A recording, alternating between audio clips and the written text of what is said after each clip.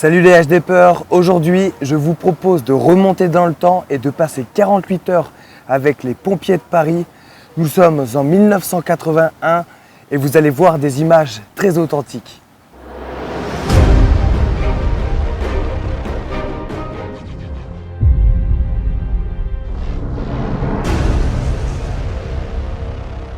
Nous vous proposons maintenant de passer 48 heures avec les sapeurs-pompiers de Paris.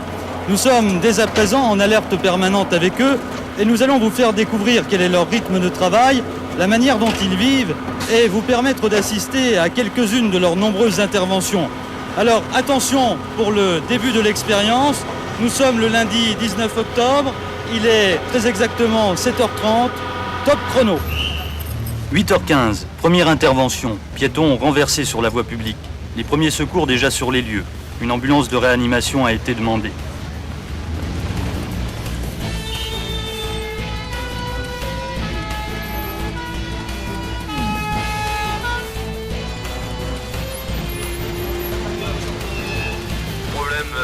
Contusion neurochire d'emblée, coma bilatéral, parce qu'il y a plein de sang dans la gorge et dans l'arrière-bouche.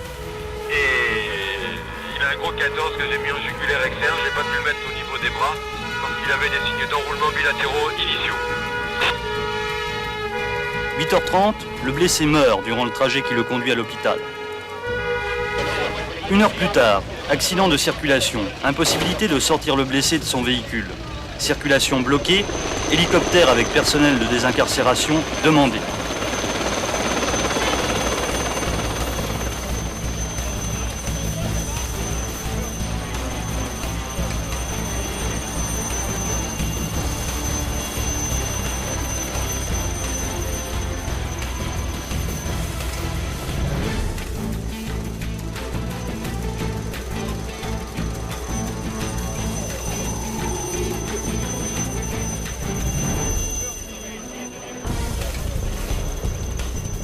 L'hélicoptère repart avec le blessé. Destination, service des urgences de l'hôpital Lariboisière. 17h15, feu dans un magasin de meubles à Montreuil.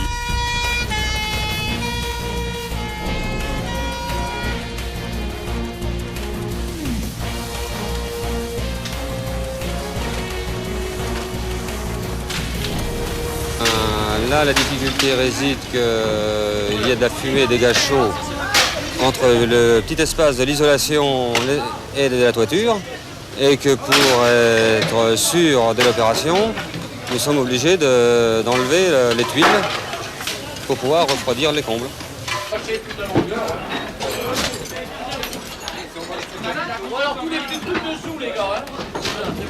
Écoutez, nous sommes arrivés en renfort, donc nous n'avons pas participé directement à l'attaque. Nous avons été employés surtout à la protection des meubles, parce que vous pouvez être encore sauvé du dégât des eaux. Les pompiers, je vous écoute. Oui, monsieur. Sur quel périphérique? Entre la porte de Saint-Ouen et de Clignancourt.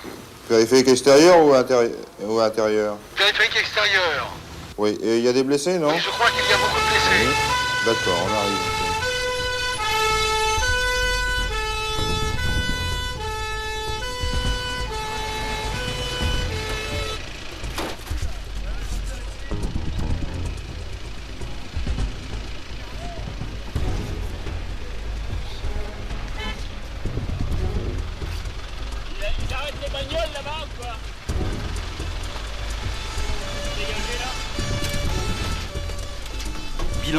2 voitures détruites, peu de blessés. 21h15, nouvel accident de circulation, mais cette fois au cœur de Paris. Bilan, 1 mort et 2 blessés.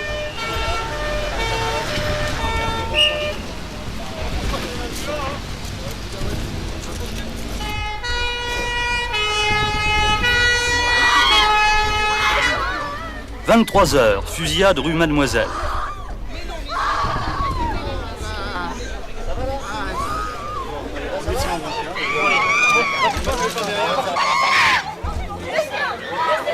L'appel d'ici a été envoyé au 18 à l'état-major. Le temps qu'il nous le renvoie au CS Grenelle, puisque c'est notre secteur, il faut compter 1 minute.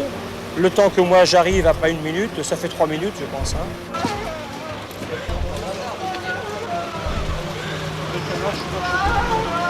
Pompier, bonjour. Oui, c'est à quelle adresse? Alors, 10 rue du Faubourg Saint-Honoré. Dans quel arrondissement? Dans le 8e. Votre numéro de téléphone, s'il vous plaît? Oui? Oui? Bon, vous ne quittez pas, je vous passe le médecin régulateur. Allô? Oui, bonjour, le médecin régulateur. Attendez, ne vous affolez pas. Vous êtes à quelle adresse? Au face 10 rue du Faubourg Saint-Honoré, dans le 8e. Bien, qu'est-ce qui se passe? Un accident de circulation, oui. Et la personne elle ne bouge plus. Bon, est-ce qu'elle respire? Écoutez, les secours sont partis. Vous ne la touchez pas. Et l'ambulance en animation est partie également. Vous l'attendez.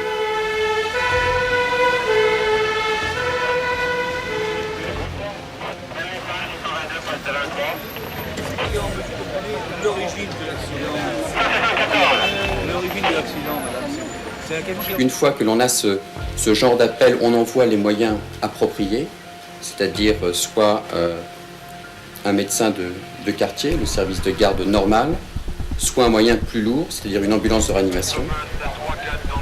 Quand celle-ci donc se trouve sur les lieux, elle nous fait ensuite un bilan, et en fonction du bilan, c'est à nous à répartir, à trouver une place avec les autres SAMU ou par les lignes directes que l'on a avec les différents hôpitaux.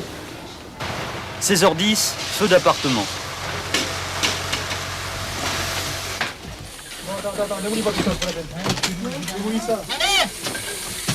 Ma botte là qui passe pas, regarde.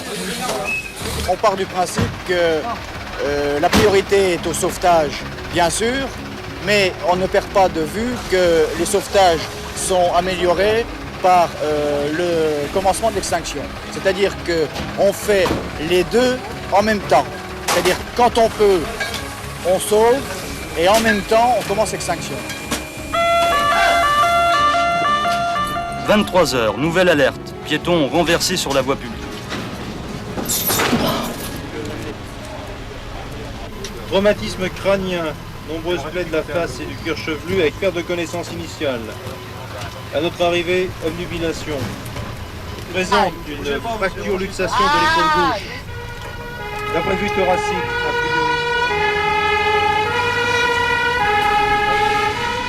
priori. 23h30, alerte au feu dans le métro.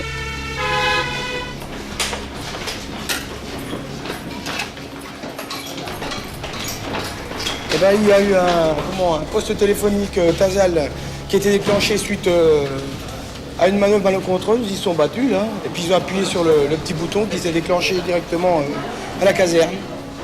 Minuit 10, un poids lourd renverse son chargement sur la voie publique. Un camion grue est demandé sur les lieux.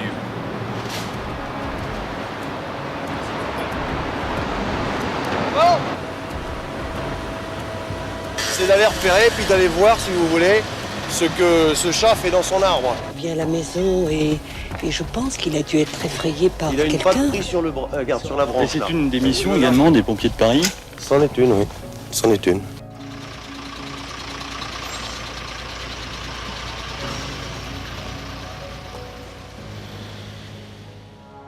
J'espère que ce document exclusif vous a plu. Pour ma part, je suis toujours en Californie. J'ai rencontré les sauveteurs en mer de Malibu et j'ai visité la caserne de Hollywood. Je vous en parle très vite dans ma prochaine vidéo. J'en profite pour féliciter Lionel et Rémi qui ont atteint le level 4 de ma méthode d'entraînement. Bravo les gars, vous êtes au top. Vous pouvez toujours faire comme eux et commencer votre préparation physique. Je tiens vraiment à vous apporter mon aide. Si vous voulez en savoir plus sur mon programme d'entraînement, cliquez sur le lien qui est en description de la vidéo si vous êtes sur YouTube. Si vous êtes sur Facebook, j'ai rajouté le lien en commentaire de la vidéo. N'oubliez pas de liker notre page Facebook Histoire de Pompiers et de vous abonner à notre chaîne YouTube. À très bientôt pour une nouvelle vidéo. Rompez et que Sainte Barbe vous protège.